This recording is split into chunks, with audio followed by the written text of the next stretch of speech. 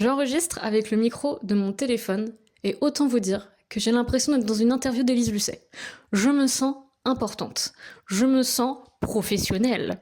Et ça, on aime bien. Aujourd'hui, c'est vidéo debout, pour la simple et bonne raison que j'adore marcher quand je parle, ce qui signifie que vous aurez probablement le mal de mer. Mais je sais pas combien de temps va durer cette vidéo, potentiellement longtemps, potentiellement très longtemps.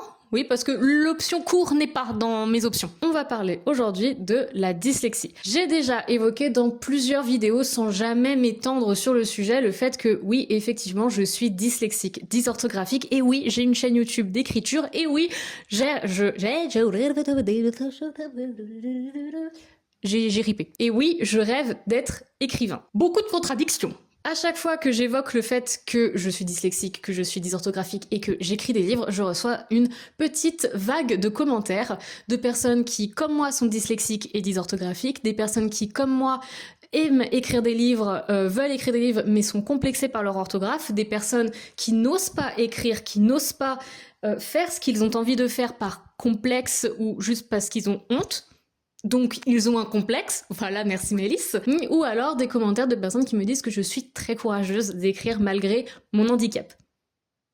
Merci, je considère pas ça comme du courage, mais merci. Donc aujourd'hui, nous allons lever le tabou sur la dyslexie, nous allons parler sans honte de ce problème qui nous assaille, nous, personnes possédant ce trouble. Et oui, aujourd'hui, je me considère comme la porte-parole d'une révolution qui n'a pas lieu d'être. Premièrement, pour que tout le monde soit d'accord sur ce qu'est la dyslexie et la dysorthographie, nous allons faire un petit point définition. Très important, j'adore le micro. Là, franchement, je me sens vraiment à mon aise. Je pense que j'aurais dû être journaliste. Dommage, je suis dyslexique. Et oui, ça nous ferme des portes. Le trouble de la dyslexie est un trouble spécifique à l'apprentissage de la lecture. Il s'accompagne en général de son cher et tendre ami, la dysorthographie, qui est, lui, un trouble de l'apprentissage de l'écriture. Et oui, l'un ne va pas sans l'autre. C'est Choupi et Doudou. Symptômes de la dyslexie, il y a notamment une lecture lente, hésitante, des problèmes de compréhension écrite, des problèmes de compréhension à la lecture, des difficultés à identifier les sons, la confusion des lettres et une mémorisation difficile de l'orthographe. Et les symptômes de la dysorthographie, il y en a beaucoup qui sont en commun avec la dyslexie, c'est des erreurs fréquentes dans l'écriture, des difficultés à mémoriser l'orthographe, même des mots faciles et des mots connus. Je peux faire des fautes d'orthographe au mot voiture, que j'ai déjà vu 100 fois et que je connais par cœur. Confusion des lettres et des sons, oubli ou ajout de syllabes, on est généreux ici. Problème d'accord en genre pluriel et problème de conjugaison, problème de grammaire, problème pour assimiler les règles grammaticales et les règles de conjugaison de la langue française. Écriture peu lisible, écrit des textes incompréhensibles. Donc à l'origine, la dyslexie et la dysorthographie, c'est un trouble neurodéveloppemental. Pas facile.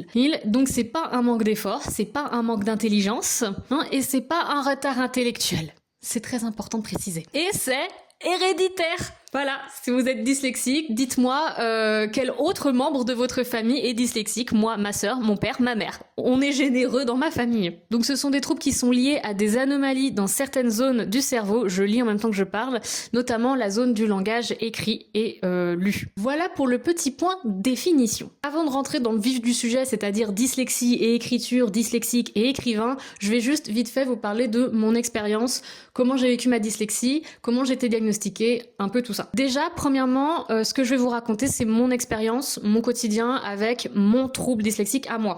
Tous les dyslexiques ne se ressemblent pas. La dyslexie, c'est un spectre. Ça veut dire qu'on est plus ou moins dyslexique, on n'a pas tous les mêmes symptômes. Si votre expérience de la dyslexie n'est pas égale à la mienne, c'est normal. J'ai été diagnostiquée à l'âge de 6 ans à mon entrée au CP. La petite, elle est arrivée en CP, on l'a regardée, on a dit, il y a un problème. Là, va falloir aller consulter, c'est pas normal. Et je suis allée voir d'abord des spécialistes pour la vue, des spécialistes de l'audition, et après je suis allée voir un pédopsychiatre à l'hôpital pour essayer de voir si je n'avais pas un problème de vue, un problème d'oreille ou un problème mental. Et à la fin, on a dit non, allez voir une orthophoniste, à mon avis, votre petite, elle est juste dyslexique. Hein. Petit trouble de la lecture, de l'écriture et de l'apprentissage. Globalement, ma scolarité s'est bien passée, hein. C'est juste, je pense, comme toutes les personnes dyslexiques ou dysorthographiques, il y a eu des moments de forte humiliation, des moments de de gêne, des moments de malaise, des moments où ta prof te dit tiens, qui va venir corriger la dictée au tableau au hasard, Mélisse, allez, viens au tableau. C'est marrant le hasard, tous les vendredis matins, Mélisse va corriger la dictée au tableau. Et surtout qu'au tableau, on n'est pas tendre. Quand j'étais au tableau et que je faisais énormément de fautes d'orthographe, on m'a déjà dit des trucs du style oui, de toute façon, toi, tout ce qui t'intéresse, c'est avoir une belle écriture. Tu n'es qu'une feignasse, tu fais pas d'efforts. À 9 ans, c'est fort sympathique. J'ai longtemps renié ma dyslexie, ça c'est une réalité. En fait, je m'en suis pris tellement plein la gueule, j'ai envie de dire, de ma primaire, où il y avait une éducatrice spécialisée qui venait dans les classes chercher les enfants à problème pour aller jouer à des jeux de société ailleurs pendant que tout le monde était en cours d'histoire, par exemple. J'ai eu ça. Là, donc moi, j'allais jouer à des jeux de société et quand je revenais, mes copines me disaient « Non mais toi, c'est parce que t'es nulle à l'école, donc c'est pour ça tu fais pas les cours comme nous. » Ça fait mal, c'est réel, ça fait mal. Ou quand on te met toujours au premier rang parce que, je cite, au premier rang, ce sont les élèves perturbateurs et avec des difficultés scolaires et que toi, tes copines, elles sont à l'arrière de la classe, tu sens tout de suite qu'il y a quand même un petit fossé qui se crée. Et donc, arrivé au collège, non, la dyslexie, j'étais guérie. Fun fact, Mélisse, on guérit pas. Mais c'était quelque chose, je n'en parlais absolument pas. Au lycée, je ne voulais pas avoir mes tiers-temps pour le bac. J'ai eu mes tiers-temps pour le bac parce que c'est utile. Quand même, c'est vraiment quelque chose de très utile. Ça crée pas mal de troubles de l'apprentissage dans le sens où je comprends pas les textes que je lis, je comprends pas les énoncés tout de suite, je comprends plus facilement quand je fais plutôt que les théories, donc c'est pas facile, en sachant que la plupart des cours c'est des cours plutôt théoriques et très peu de pratique, donc ça demande 2 fois plus d'efforts pour avoir une note moyenne. Globalement j'ai passé toutes mes classes avec 11 de moyenne, j'ai réussi à avoir mon brevet, j'ai réussi à avoir mon bac avec mention « T'inquiète, tu l'as !» C'est mention pose pas de questions. Et après, je suis arrivée en études supérieures et alors là, je me suis pris ma dyslexie en pleine face. Le rythme était beaucoup plus rapide, je n'arrivais plus à suivre la cadence. J'ai fait des études de biologie. Globalement, c'était la merde. Voilà, j'ai redoublé mon premier semestre d'études supérieures et j'ai été obligée d'accepter le fait que oui, j'étais dyslexique, que non, c'était pas une honte et surtout, j'ai appris à le dire, à le verbaliser, à dire à mes profs, je suis dyslexique, à dire à mes profs, il faut aller moins vite, il faut m'expliquer plus facilement, il faut me dessiner l'énoncé au tableau et c'est le fait d'accepter d'avoir des difficultés et que non, ce n'est pas une honte d'avoir la prof qui s'assoit juste à côté de toi pour expliquer à toi précisément les énoncés. C'est comme ça que tu progresses. C'est comme ça que j'ai réussi à avoir accès au redoublement et à avoir mon diplôme. Donc, assumer sa dyslexie, c'est bénéfique. Il m'aura fallu, je pense, 19 ans pour le comprendre. Aujourd'hui, je ne cache absolument plus ma dyslexie, je pense que je le dis directement, c'est vraiment, je dirais que le premier truc que je dis, vraiment parce que j'ai peur que les gens se disent mais elle est complètement con celle-là, parce que il y a des mots que je n'arrive pas à prononcer, il y a des phrases qui ne sont pas françaises que je dis, et il y a des verbes que je n'arrive pas à conjuguer, que globalement quand j'écris ou quand on me parle ou quand on m'explique un truc, c'est un peu lent là-haut, ok? Il faut y aller à mon rythme. La dyslexie, comme je vous ai expliqué tout à l'heure, c'est un spectre, donc c'est quelque chose qui évolue. Aujourd'hui, je suis adulte, j'ai 25 ans, ma dyslexie n'est plus du tout la même que quand j'avais 7 ou 10 ans. Fort heureusement. Non, c'est quelque chose de beaucoup plus subtil chez l'adulte, c'est des petits problèmes de compréhension, des petites erreurs de syntaxe à l'oral ou des erreurs de syntaxe sur le papier, les règles de grammaire qu'on n'arrive pas à appliquer, par exemple les accords. Non, c'est des problèmes où quand on écrit une phrase, la phrase elle n'est pas française tout simplement. Non, donc c'est des choses quand même beaucoup plus subtiles qui se voient moins et qui globalement on arrive à compenser. Mais alors, comment j'en suis arrivée à la lecture, à l'écriture? Bah c'est ça, c'est ma maman.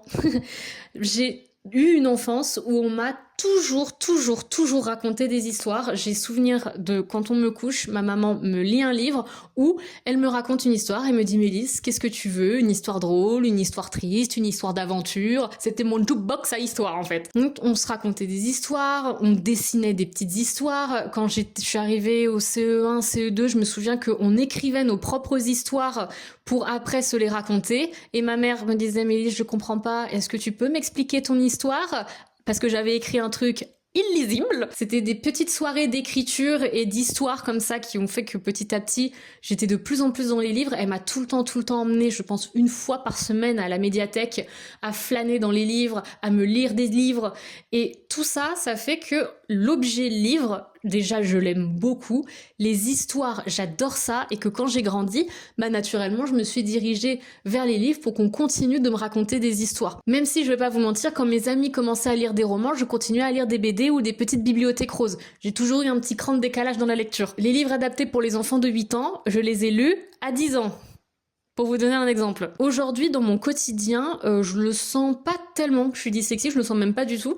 Ça dépend vraiment de mon environnement, ça dépend du stress, ça dépend de mon état de fatigue, ça dépend de si les personnes articulent correctement quand elles parlent, parce que ça joue quand même beaucoup sur les sons. C'est un cycle variable. Il y a des jours quand j'écris, je sens que oui, là c'est une journée compliquée dans l'écriture, et il y a des jours j'écris mais extrêmement facilement sans avoir nécessairement l'impression de faire une faute à chaque phrase. Dans la lecture, quand je suis très fatiguée, c'est pour ça que j'ai une liseuse, ça m'aide de fou parce que ça me permet de monter la luminosité, de grossir le texte et même de changer la police. J'écris constamment en écriture Arial parce que quand il y a un trop gros empattement pour le Time New Roman par exemple, ça me brouille un peu la vue, j'ai du mal à distinguer les lettres et à séparer correctement mes syllabes. Au quotidien, ma dyslexie, c'est aussi des petites erreurs à l'oral, notamment il plotte au lieu de il flotte, parce que c'est un mélange entre flotter et pleuvoir. Pareil, une superbe voirette, qui est un mélange entre voiture et charrette.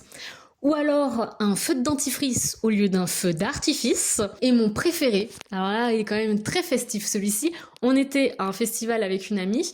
Devant une scène, il y avait un concert et mon amie avait sa bière entre les mains et elle me dit « Oh là là, j'adore l'odeur de la bière ». Ni une ni deux, je lui prends sa bière des mains, je sens la bière et je la regarde. Et on se comprend pas quand on se regarde. Tu m'as pas dit que tu adorais l'odeur de la bière ? Elle m'a dit « Mais non, Mélisse, j'adore les jeux de lumière !» Ah, les jeux de lumière ! Oui, tout à fait, effectivement, grande qualité de jeux de lumière, applaudissons le staff. J'ai quand même sniffé sa bière.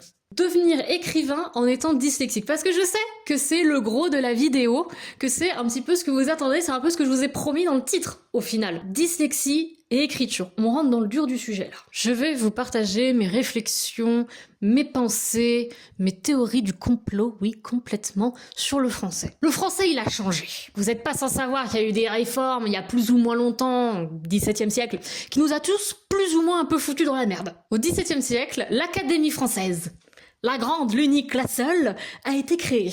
Et avec elle, une réforme totale et complète de la langue française. La naissance de l'orthographe, de la grammaire, des lettres muettes et de la prononciation, qui s'écrit différemment qu'elle ne se prononce. Je peux vous dire que si j'avais été là au moment de créer cette règle, notre vie aurait été plus douce. Bien maîtriser le français, l'orthographe et la grammaire est un marqueur de bonne éducation et même un marqueur de haute classe sociale. Et même si aujourd'hui on est au fait de tous ces petits troubles dyslexiques, dysorthographiques, ou que même on est au fait que certaines personnes font des fautes d'orthographe, il y a toujours cette pensée que culturellement, si tu es nul en français, c'est que t'es un peu teubé. C'est très mal vu d'avoir une mauvaise orthographe, une mauvaise syntaxe. Ce que je comprends, je ne dis pas, attention, qu'il faut brûler toutes les règles de grammaire, qu'il faut foutre au feu des siècles et des siècles de culture linguistique. Ce n'est pas mon propos.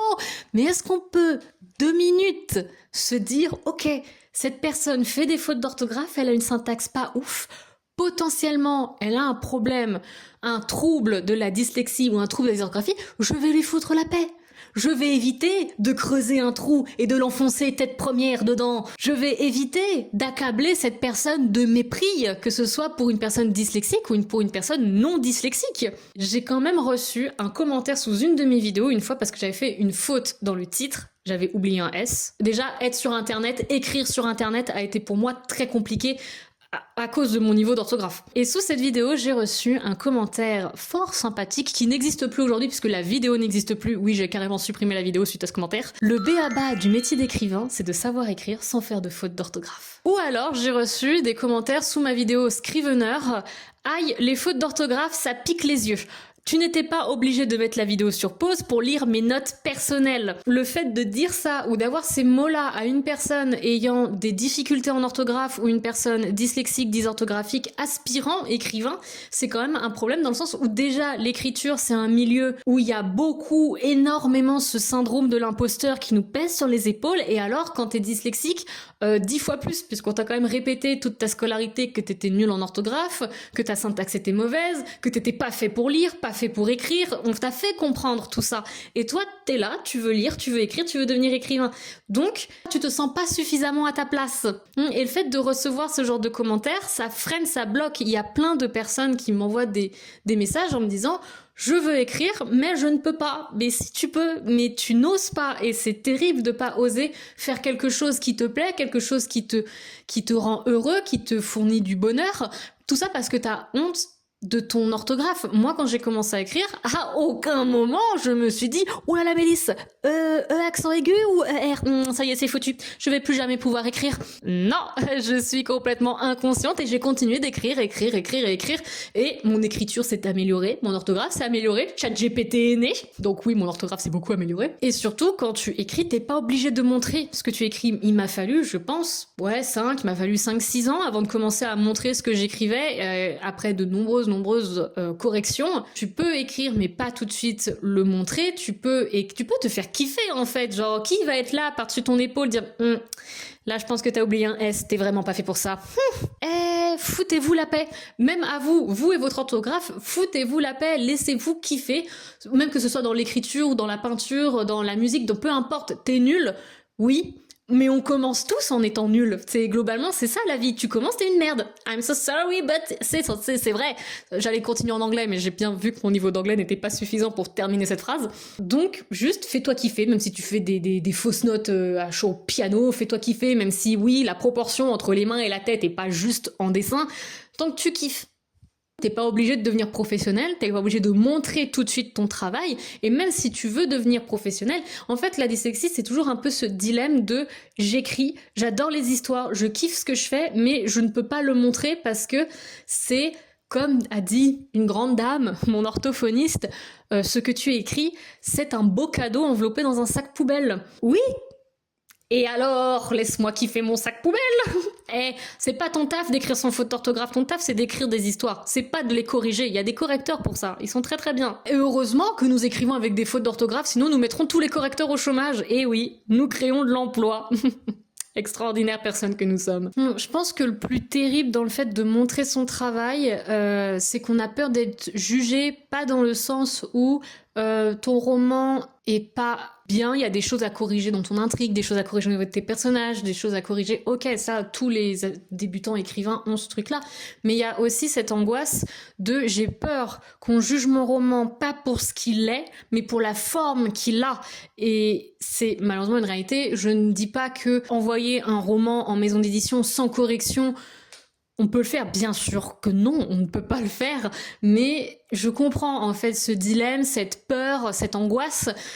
Mais après, il faut pas s'empêcher de faire quelque chose qu'on aime. Le tout, c'est de bien s'entourer. Pour une personne dyslexique qui fait beaucoup de fautes d'orthographe, mais qui aimerait écrire, il faut s'entourer de bonnes personnes, des personnes bienveillantes, des personnes aptes à corriger ton orthographe et à corriger ton roman sans juger tout le temps la forme, mais à te guider au mieux dans là, la phrase, elle est pas française, tu devrais plus la tourner comme ci, comme ça. Tout est une question d'accompagnement et il ne faut pas se brimer à faire des choses qu'on a peur de faire parce que justement on a honte de ce qu'on est, c'est trouver les bonnes personnes qui vont réussir à nous accompagner dans ce que nous faisons, dans ce que nous accomplissons. Moi je suis très heureuse parce que j'ai trouvé ces bonnes personnes et aujourd'hui ma peur de montrer mon travail, ma peur d'être jugée sur la forme plus que sur le fond, c'est quand même grandement atténué. Puis on va pas mentir, ChatGPT, ça change la vie quand même. Ça s'est beaucoup atténué et je suis très heureuse d'aujourd'hui avoir trouvé ces personnes-là, des personnes avec qui je me sens à l'aise, avec qui je peux être moi à 100%. Et ça enlève une peur et une charge mentale immense. Et vous pouvez, vous aussi, personne dyslexique ou non dyslexique, personne faisant des fautes d'orthographe, personne dont le français est le fléau de vos jours, trouver ces personnes bienveillantes qui peuvent vous accompagner dans votre chemin d'écriture et potentiellement être publié un jour. Devenir écrivain publié et reconnu, c'est déjà extrêmement difficile quand on n'a pas de problème. Alors quand en plus on rajoute le petit syndrome de l'imposteur de la dyslexie, c'est 2 fois plus compliqué, mais on a l'habitude, nous, personnes dyslexiques, à ce que ce soit toujours 2 fois plus compliqué. Et c'est pas ça qui va nous faire peur. Je suis quand même allée chercher les points positifs à être dyslexique, parce qu'il y en a. Parce que nous, personnes dyslexiques, nous sommes des personnes créatives, avec une pensée originale, ce qui est tout bénef quand on écrit des livres. Mais nous sommes aussi des personnes résilientes avec une grande capacité d'adaptation et une grande capacité à gérer l'échec. Vlati pas ce que ça veut dire, on s'en est pris plein la gueule mais on est toujours debout. Je pense que ce sont quand même des qualités extrêmement importante dans le monde de l'écriture et je pense que c'est pour ça que nous, personnes dyslexiques, devons dominer le monde de la littérature. J'en fais un peu trop. Si toi aussi tu es dyslexique, dysorthographique, dyscalculique, dyspraxique, le 10 c'est vraiment le fourre-tout de tous les problèmes, n'hésite pas à me le dire en commentaire, personne formidable que nous sommes, finalement. Si cette vidéo t'a plu, n'hésite pas à mettre un commentaire, un like, à t'abonner. Je sais pas pourquoi je suis partie dans cette phrase, je ne la dis jamais d'habitude. J'espère que cette vidéo t'a plu et moi je te dis à très bientôt pour une prochaine. Salut! Go!